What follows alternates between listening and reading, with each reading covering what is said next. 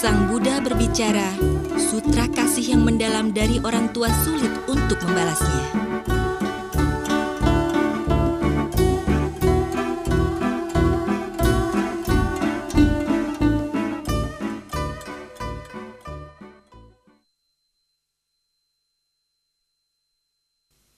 Pada saat Sang Buddha di Taman Ananda Pindika negeri Sravasti bersama 2.500 biksu dan 38.000 bodhisattva.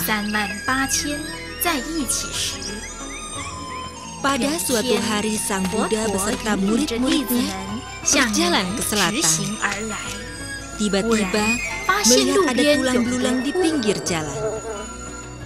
Sang Buddha yang amat dihormati orang segera membungkuk diri dengan tubuh 5 titik menyentuh tanah bernama Skara pada tulang belulang tersebut.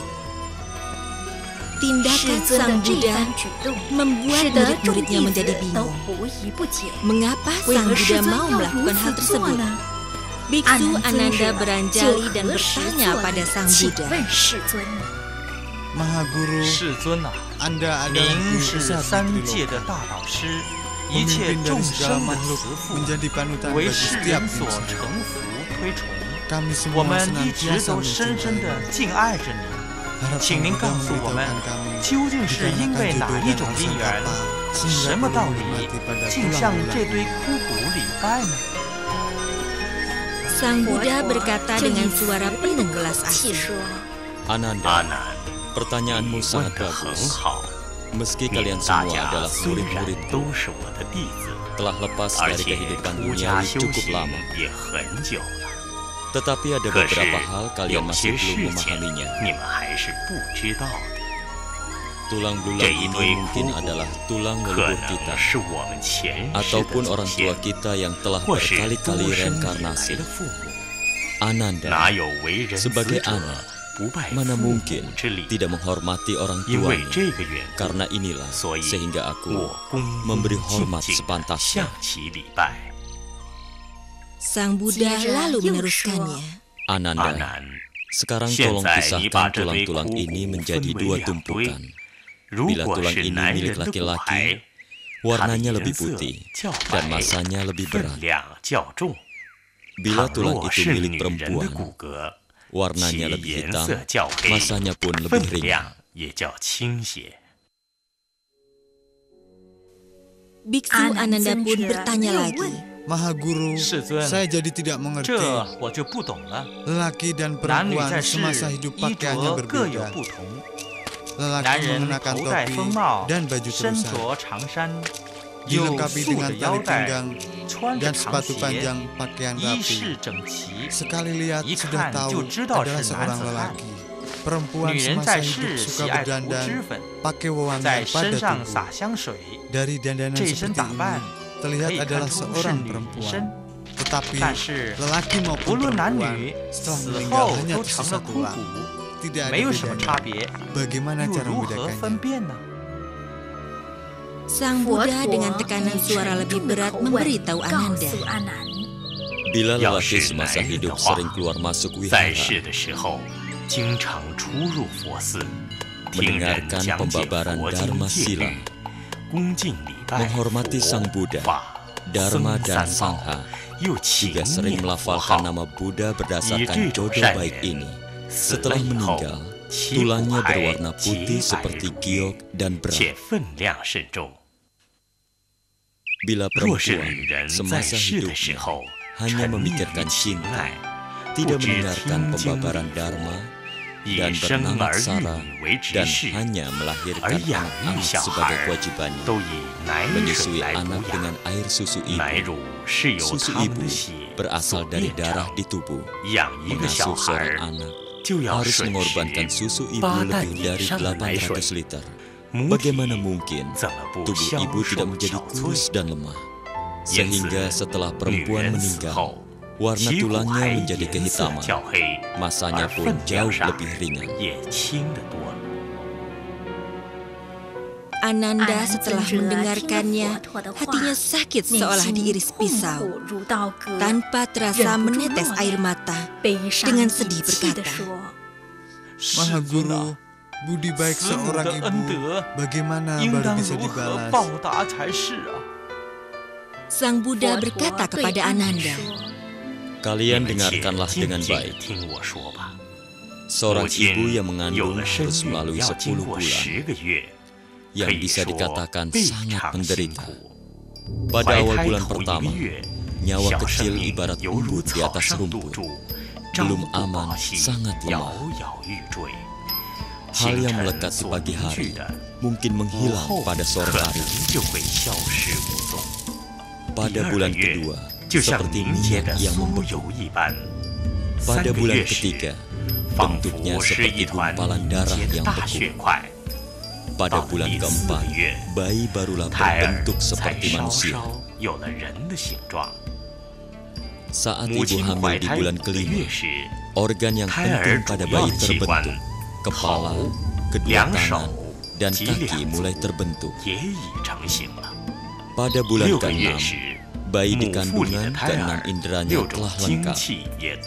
Ke-6 inderanya berupa mata, telinga, hidung, mulut, lidah, pikiran. 7 bulan telah tumbuh 360 buah tulang dan 84.000 pori-pori.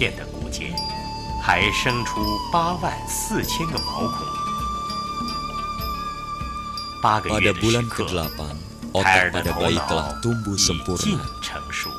Sudah memiliki akal dan hati. 9 lubang di tubuh manusia, sepasang mata, 2 telinga, 2 lubang hidung, mulut, anus, dan saluran kencing pun telah terbuka. Pada bulan ke-9, sering menendang dan memukul. Seperti getaran gunung menyebabkan ibu sulit makan dan tidak nyaman. Bayi selama di kandungan hingga saat dilahirkan selalu mengkonsumsi darah ibu sebagai gizi agar mempertahankan hidup. Sampai di bulan ke-10, seluruh organ telah tumbuh sempurna. Bayi pun siap dilahirkan. Melewati kehamilan 10 bulan, ibu telah menjalani berbagai penderitaan. Demi melahirkan bayi biar selamat, darah ibu mengalir seperti sungai. Agar bayi mengikuti aliran darah terlahir 2. Apabila saat kelahiran, kedua belah tangan dan kaki terlipat, maka bayi lahir dengan sukses, mengurangi luka dan penderitaan ibu. Bila kelahirannya sulit, bayi menendang dan memukul membuat ibu sangat kesakitan. Seperti dirajam ribuan pisau, seperti dipanah ribuan anak panah, berjuang di ambang batas hidup dan mati. Sebagai anak, jangan lupakan penderitaan ibu saat melahirkan dan mendidikmu. Bila tidak, benar-benar tidak berperi kemanusiaan. Melalui berbagai kesulitan, seorang ibu baru bisa melahirkan anaknya. Bila diperinci, seorang ibu paling tidak mempunyai 10 budi besar. Pertama, budi ibu saat mengandung bayinya, dengan sepenuh hati merawatnya. Kedua adalah budi penderitaan saat ibu melahirkan. Budi ketiga, setelah kelahiran lupa dengan penderitaannya.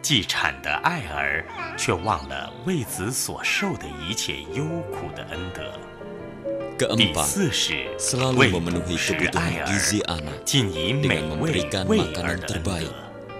Kelima, demi anak bisa tidur nyenyak, merelakan diri sendiri basah dan kedinginan. Keenam, menyusui anaknya sendiri hingga anak ibu jadi kurus.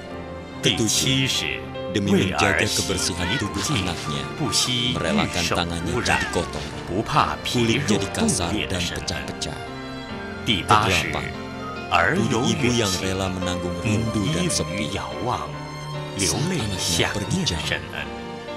Kesembilan, budi ibu yang rela berkorban demi menyelamatkan anaknya. Kesepuluh, kasih seorang ibu yang tidak pernah berakhir. 永无休止的深恩。 Setelah ini, Sang Buddha membabarkan 10 budi ibu yang mulia. Pertama, budi ibu merawat semasa dalam kandungan. Terlahir jadi manusia sangat sulit. Setelah reinkarnasi berulang kali, barulah terlahir sebagai manusia. Mungkin juga berjodoh dengan orang tua yang melahirkan, hingga terlahir ke dunia ini. Dalam 5 bulan bayi dalam kandungan, ibu mulai membentuk organ tubuh. Pada awal bulan ke-6 indera, mata, telinga, hidung, mulut, lidah dan pikiran telah terbuka. Berat badan bayi setiap hari bertambah. Ibu merasakan beratnya bagai gunung. Bayi dalam kandungan sembarangan menendang dan bergerak, sehingga ibu merasa seperti ada gempa dan bencana hati senantiasa cemas. Dalam hati selalu mengkhawatirkan bayi dalam kandungannya. Ditambah dengan kekalutan pikiran sehingga jadi malas berdandan. Pakaian yang indah pun disimpannya, jarang memakai kosmetik. Kedua, budi menderita saat melahirkan.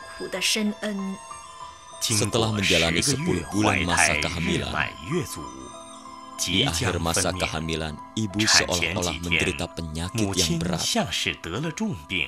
Tangan dan kaki tidak bertenaga, setiap hari seolah-olah tidak sadar, terutama di dalam hati, penuh dengan rasa cemas, sulit untuk dilukiskan. Demi memikirkan keselamatan anak, air mata pun membasahi baju dengan kekhawatiran memberitahukan ke kerabatnya. Yang paling aku takutkan bukan keselamatan diri sendiri, tapi cemas dewa kematian akan mencabut nyawa kecil anak kesayanganku. Ketiga, budi ibu demi anak melupakan kecemasan. Saat melahirkan, seorang ibu karena memakai banyak tenaga, seolah-olah semua organ tubuh tercerai-berai, meronta tidak sadarkan diri berkali-kali. Darah yang mengalir seperti kambing yang disembelih.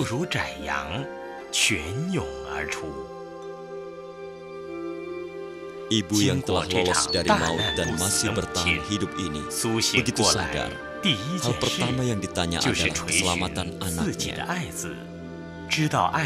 Mengetahui anaknya selamat, sembari menggendong anaknya, hatinya senang, terukir senyum bahagia di wajahnya. Setelah kebahagiaan itu lewat, kesakitan yang tidak tertahankan kembali menerjang. Tadi saat demi anak melupakan kesakitan, sekarang harus menanggung sakit hati. Keempat, budi ibu menelan derita memberi sukacita. Budi orang tua pada anak lebih dalam dari lautan, walau merawat dan menjaga anak siang dan malam, tapi tidak pernah mengeluh sedikit pun. Kasih sayang orang tua pada anak sangat mendalam, sulit untuk dilukiskan. Asalkan anak bisa mendapatkan kenyamanan, merasakan kelaparan dan kedinginan, juga rela. Asalkan anak bisa gembira, orang tua pun merasa terhibur. Kelima, budi ibu memberi kenyamanan, menanggung derita. Kasih ibu pada anaknya amat perhatian. Malam hari anak pipis sehingga membasahi kasur. Segera memindahkan anak ke tempat yang kering. Tapi dia sendiri tidur di tempat yang basah dan dingin, tidak mengeluh sedikit pun. Asalkan anak bisa tidur nyenyak, diri sendiri merasa kedinginan tidak jadi masalah. Air susu ibu merupakan berkah bagi anak, memberi anak kehangatan dan kesehatan. Kedua lengan ibu melindungi anak dari angin dan dingin.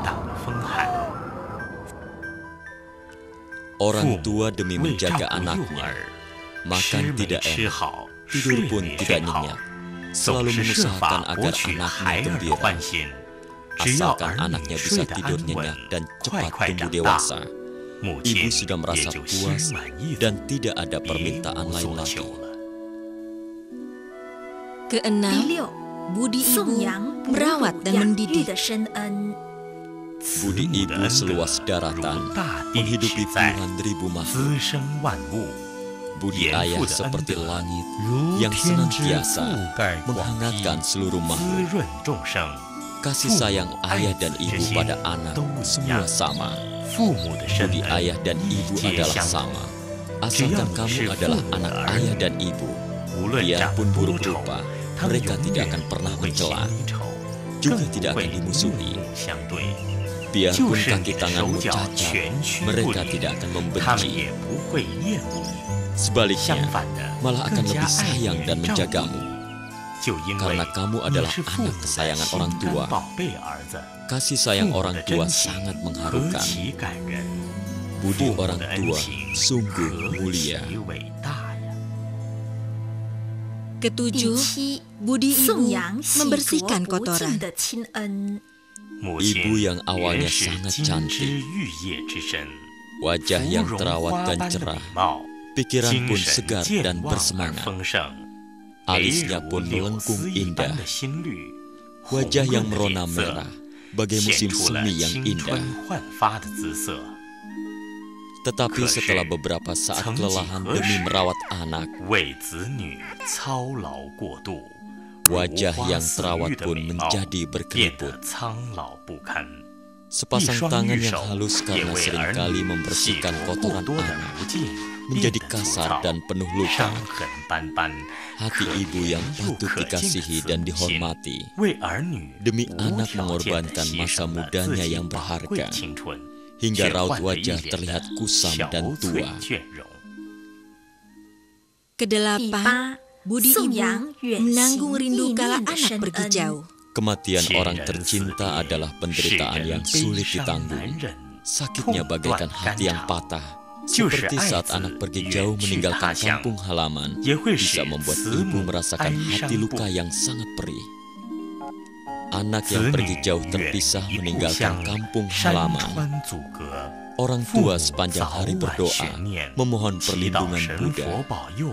Semoga anak cepat kembali ke sisinya dengan selamat. Ada anak yang pergi sampai tahunan tidak memberi kabar. Orang tua siang malam berharap di rumah. Air mata berderai, bagaikan orang hutan yang kehilangan anak kesayangannya. Bersusah hati dan menderita tanpa henti. Sungguh membuat pilu yang melihat. Kesembilan, budi orang tua sebagai tameng anak. Kasih orang tua sangat mendalam. Sungguh sulit bagi anak untuk membalas meski hanya 1/10.000. Seperti pepatah, tunas rumput kecil susah membalas budi cahaya matahari yang menyinarinya selama 3 musim. Anak saat bekerja menderita dan kelelahan, ibu berdoa sepanjang hari, rela menggantikan anaknya menderita. Kasih ibu sungguh mulia. Saat anak bepergian jauh, hati ibu mengkhawatirkannya. Cemas anak mereka kedinginan atau kepanasan. Takut anak merasa menderita dan kedinginan.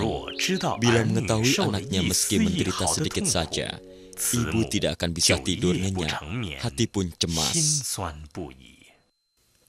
Kesepuluh, budi orang tua mengasihani anak.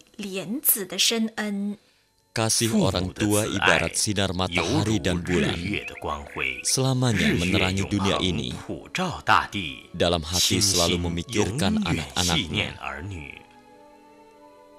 Budinya sangat mendalam, kasihnya pun tanpa batas. Berjalan atau duduk selalu memikirkannya.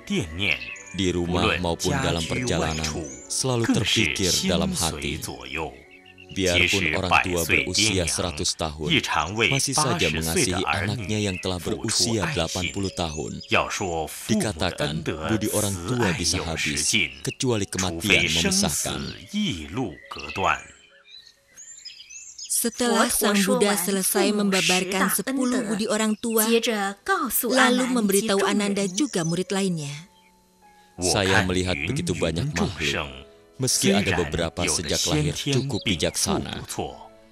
Tetapi, ada pula orang yang bodoh hatinya terselubungi, tidak pernah memikirkan betapa besar budi orang tua kepada kita. Terhadap orang tua tidak hormat, tidak berbakti sungguh membuat orang tua sedih. Kalian semua tahu, selama 10 bulan masa kehamilan ibu, perutnya seperti terbebani barang berat. Duduk berdiri pun tidak bisa tenang, tidak enak makan, tidur pun tidak nyenyak, seperti lama kena sakit, uring-uringan. Saat kehamilan memasuki masa melahirkan, masih harus merasakan kesakitan yang luar biasa. Darah mengalir kemana-mana antara hidup dan mati. Setelah melewati berbagai penderitaan, baru melahirkan anak. Ibu masih mengkhawatirkan apakah anaknya selamat. Setelah tahu anaknya lahir dengan selamat, baru merasa tenang hatinya. Setelah anak lahir, tidak pernah meninggalkan gendongan ibu, menyusui anak, meski tangan dan kaki linu tetap merasa senang. Masih harus membersihkan pakaian kotor anak. Bila anak pipis di ranjang, ibulah yang tidur di tempat anaknya, merelakan tempat yang kering dan bersih untuk anaknya. Tidak ada kata keluhan. 3 tahun dalam pelukan, yang diminum oleh anak adalah air susu ibu. Darah ibu membuat ibu menjadi lelah dan kurus. Dari bayi yang hanya bisa menangis, menjadi anak-anak, remaja, dan dewasa, orang tua entah menghabiskan berapa banyak upaya mengajari anak sopan santun dan budi pekerti. Setelah anak tumbuh dewasa, orang tua masih sibuk mempersiapkan pernikahan anaknya, mempersiapkan dana mendukung usaha anaknya, agar anak bisa lebih cepat menikah dan mandiri. Kasih sayang orang tua terhadap anaknya sungguh dilakukan dengan segala daya upaya, tapi tidak pernah di depan anaknya membahas kata balas budi, juga tidak mengharapkan balas jasa anaknya. Saat anaknya sakit, orang tua menjadi lebih khawatir. Seringkali karena khawatirkan anaknya, malah menimbulkan penyakit pada diri sendiri. Menunggu hingga anaknya kembali sehat, penyakit cemas di hati ibu baru bisa berangsur-angsur pulih. Melewati berbagai rintangan dalam mendidik, berharap anak segera tumbuh dewasa. Tetapi ada anak yang begitu dewasa, tidak tahu membalas budi dan merawat orang tuanya. Ajaran orang tua tidak digubris atau ditentang, sampai-sampai melotot seperti musuh. Di pergaulan, keluarga memusuhi saudara yang lebih tua, memukul saudara kandung sendiri, tidak mempedulikan nasihat orang. Sungguh membuat orang merasa sakit hati dan kecewa. Meski berpendidikan, tapi tidak mendengarkan wejangan para tetua, nasihat orang tua dan saudara, selain tidak mendengarkan malah melawannya. Keluar masuk rumah tanpa menyapa orang tua, tutur bahasa dan gerak-geriknya tidak sopan. Segala tindakannya diputuskan sendiri, sama sekali tidak menghargai orang. Biarpun orang tua dan paman kadang menasehatinya, tetapi karena merasa sayang pada yang muda juga masih tidak tahu apa-apa, hingga dibiarkan. Tetapi pada akhirnya, kelakuannya semakin beringas dan kejam. Selain tidak mendengarkan nasihat, bahkan timbul dendam di hati.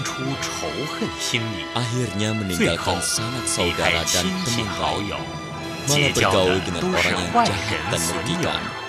Lama-kelamaan bersifat suka membalikan fakta, merusak diri sendiri. Bodoh sekali. Begitu dibujuk oleh orang jahat, lalu meninggalkan orang tua dan keluarga, meninggalkan kampung halaman, berkelana atau berkelana berdagang mencari nafkah, melakukan berbagai hal. Seiring waktu umur pun bertambah. Ada juga yang menikah dan berkeluarga di luar. Ada juga yang sampai meninggal tidak kembali ke rumah. Sama sekali tidak memikirkan dari mana asal badan fisik ini. Ada yang lebih mengenaskan, berkelana di kampung orang, bergaul dengan orang jahat yang merugikan orang, diri sendiri juga tidak pandai membawa diri. Akhirnya menjadi korban dijebak orang lain, atau bergerombol dengan orang lain. Berbuat tidak karuan hingga terlibat. Nasib malang dihukum berat, mati tua di dalam penjara, atau menderita penyakit, menjadi miskin dan berpenyakitan, tidak digubris orang, tidak ada yang merawatnya, penyakit tidak terobati, mati menjadi mayat di jalanan, tubuhnya membusuk, terkena panas dan hujan, tulang belulang kesepian, rohnya gentayangan di kampung orang. Akhirnya berpisah selamanya dengan keluarga dan sanak saudaranya, benar-benar berhutang budi kepada orang tua. Anak tidak berbakti menganggap mati selesai sudah semuanya. Tidak pernah berpikir orang tua sejak anaknya pergi meninggalkan rumah. Sepanjang hari mengkhawatirkan diri anaknya. Senantiasa berharap dan rindu hatinya bergejolak. Hatinya remuk karena air mata rindu mengalir terlalu banyak. Hingga buta matanya. Terlalu bersedih hingga menderita penyakit asma. Ada orang tua yang karena sangat rindu pada anaknya, tidak lagi sepenuh hati berdagang, sehingga usahanya bangkrut. Banyak penyakit mati penasaran. Meski telah menjadi roh, juga tidak melupakan anak kesayangannya. Tidak tega memutuskan cinta kasih terhadap anaknya. Ini sungguh sifat cinta kasih manusia. Ada anak yang tidak menghargai pendidikan, malah sering bergaul dengan teman-teman yang kurang baik, melakukan perbuatan bejat, berperangai seperti preman, suka berkelahi menindas orang baik, mencuri, mabuk-mabukan, berjudi, dan berbuat jahat, berbuat mesum di kampung sendiri, sehingga melibatkan teman dan saudaranya, menyebabkan orang tua risau dan sedih, tidak tahu apa yang harus dilakukan. Keluar rumah di pagi hari, pulang larut malam baru kembali ke rumah. Tidak pernah menyapa orang tua dan memperhatikan mereka. Membuat orang tua merasa sangat sepi, tidak ada yang mengurusnya. Umur semakin bertambah, raut muka kusut, badan lemah, masih harus menanggung akibat perbuatan anak tidak berbakti, menerima celaan dan hinaan orang lain. Sebagai anak, apa tega? Ada anak yang ayahnya telah menduda atau ibu menjadi janda, seharusnya lebih berbakti, tetapi kenyataannya berbeda. Tidak memperhatikannya, membiarkan mereka kelaparan dan kedinginan tanpa disapa. Sehingga orang tua diam-diam merasa sedih, menghela nafas dan mengasihani diri betapa malang nasibnya. Sebagai anak seharusnya menghormati dan berkewajiban merawat orang tua. Anak yang tidak berbakti justru tidak mempedulikan hal itu, sehingga orang tua merasa malu dan terhina, merasa malu di hadapan orang, takut ditertawakan. Tidak jarang ditemui ada anak yang demi menghidupi anak istrinya, bekerja keras demi menyenangkan hati istrinya, tetapi bersikap dingin pada orang tuanya, menganggapnya sebagai orang luar. Perkataan istri didengar dan dipatuhi. Perkataan orang tua justru tidak didengarkan atau dibantah. Tidak ada rasa hormat di hati.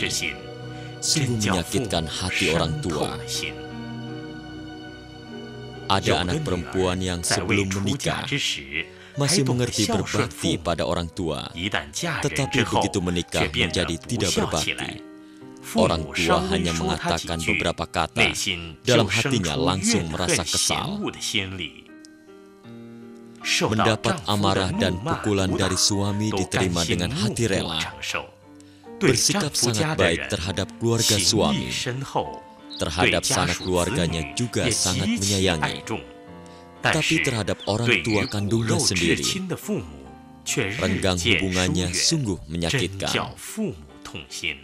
Ada juga anak perempuan yang tidak berbakti, mengikuti suami pindah ke tempat lain, meninggalkan orang tua di kampung, sedikit pun tidak memikirkannya, seolah putus hubungan dengan orang tua. Selembar surat pun tidak dikirim, membuat orang tua merindukannya sepanjang hari. Selalu khawatir, makan pun tidak enak, seperti digantung terbalik rasanya.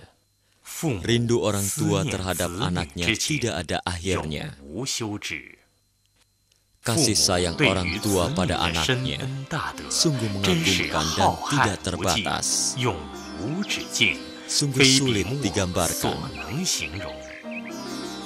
Bila anak tidak berbakti, dosanya meski mengungkap penyesalan pada Tuhan, belum tentu bisa tercuci bersih. Setelah Sang Buddha selesai menjelaskan 10 budi orang tua, semua merasa sangat sedih dan sakit hati, berdiam diri. Ada yang terus bersujud kepada langit, ada yang memukuli dadanya penuh penyesalan, ada yang karena terlalu bersedih, dari semua pori-pori tubuhnya mengalir darah segar, karena nafasnya tersengal lalu pingsan. Tak lama kemudian, para murid pun sadar dan mulai meratap. Betapa sengsaranya. Orang tua demi anak-anaknya benar-benar sangat sengsara. Sungguh membuat orang sakit dan bersedih. Anak yang tidak berbakti sungguh menyakitkan hati orang tua.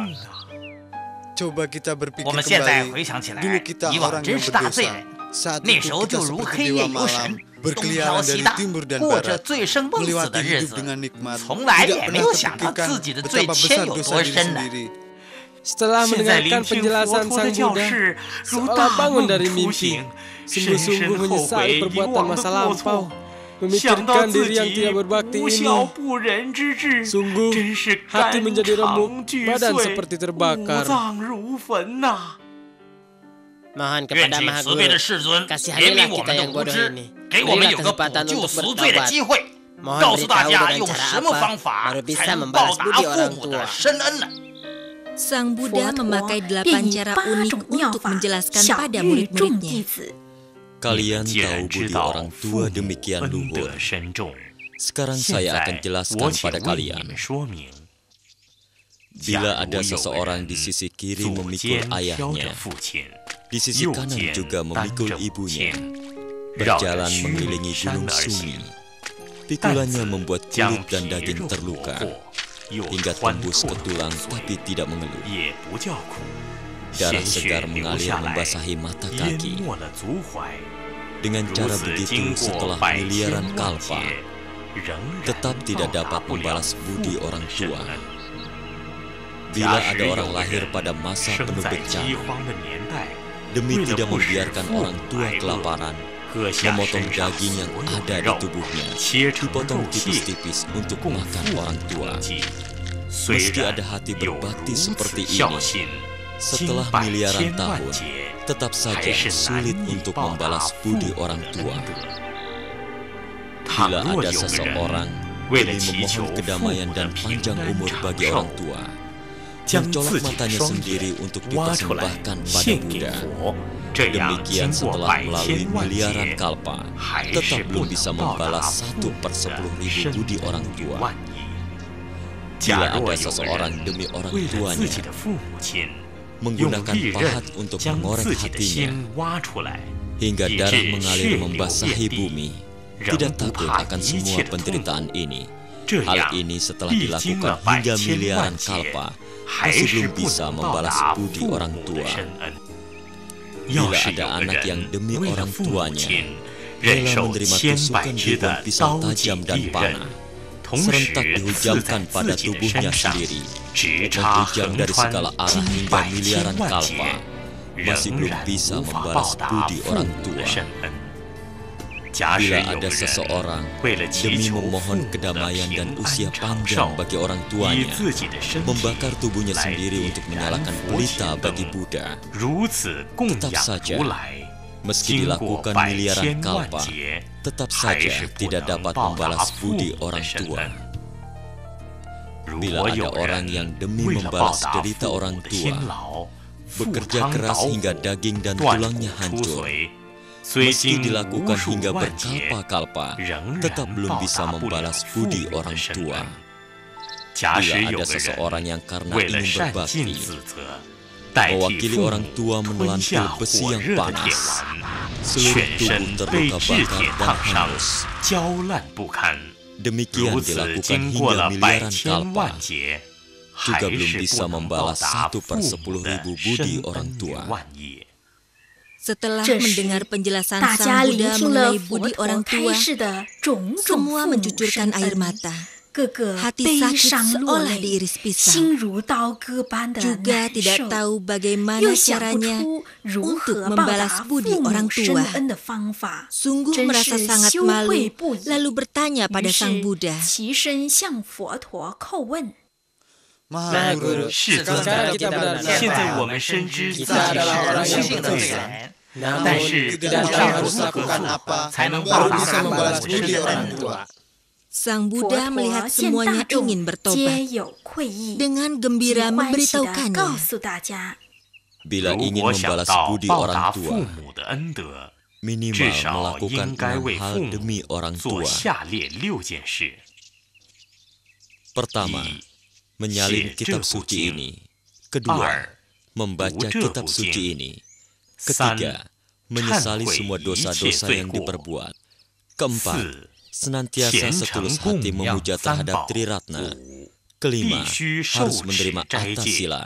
Keenam, banyak berdana dan melakukan perbuatan baik. Bila keenam hal ini bisa dilakukan, maka disebut anak berbakti. Bila tidak, merupakan penghuni di neraka. Lalu Sang Buddha berkata lagi pada Ananda dan temannya, orang yang tidak berbakti pada orang tua setelah meninggal akan jatuh di neraka besar Aviji. Neraka ini panjangnya utara, selatan, dan timur barat masing-masing 32.000 km. Sekelilingnya berdinding besi dan juga ada jalan, sehingga tawanan tidak mungkin melarikan diri. Lantainya terbuat dari papan besi yang dipanasi oleh api. Di mana-mana kilat dan petir. Juga terlihat lahar tembaga dan besi yang dikuyur pada tubuh manusia. Terlihat ada anjing dan ular besi yang menyemburkan api mengejar tawanan. Setiap pendosa dibakar hingga badan melepuh. Deritanya sulit dikatakan. Di sekeliling tembok bergantungan berbagai senjata tajam. Di lantai juga bertebaran kapak dan martil besi, tombak panjang, gunung golok, pohon pedang, dan alat siksa lainnya. Setiap saat bisa digunakan untuk menghukum terhukum. Terhukum di neraka akan menerima ribuan penderitaan tanpa henti. Juga tidak tahu harus melewati berapa kali hukuman. Kendati pun pernah menjalani hukuman di neraka ini, akan dihukum ke bagian neraka yang lain. Di atas kepala dipakaikan mangkuk penuh api, juga harus merasakan penderitaan dilindas bolak-balik kereta besi. Organ dalam tubuh, tulang patah, daging dan kulit pun hancur. Dalam sehari harus mengalami penderitaan mati hidup beribu-ribu kali. Sungguh mengenaskan. Semua terhukum di neraka adalah orang yang durhaka semasa hidupnya. Baru akan menjalani siksaan seperti ini, penderitaan beratus-ratus kali. Setelah selesai mendengarkan penjelasan Sang Buddha, semua merasa malu. Dengan sedih dan menangis, bertanya pada Sang Buddha,